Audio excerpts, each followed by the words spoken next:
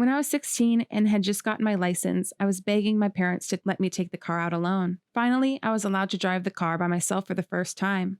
I decided to go to the store for some candy and then was going to go to a friend's house. Coming out of the store, I realized I didn't remember where I parked at all. I just had the spare key, so there was no sound button. I wandered around row after row until in the distance I thought I saw it.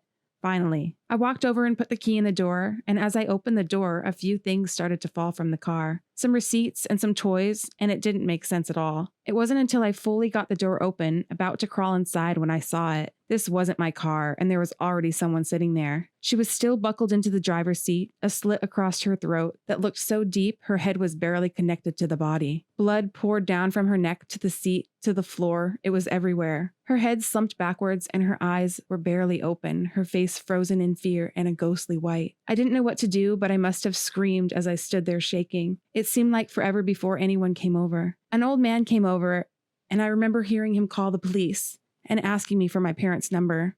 My mom beat the police officers there, and she held me until we heard the sirens. It's still an unsolved case in my city, and even though it's been years, I haven't ever been able to go back to that store.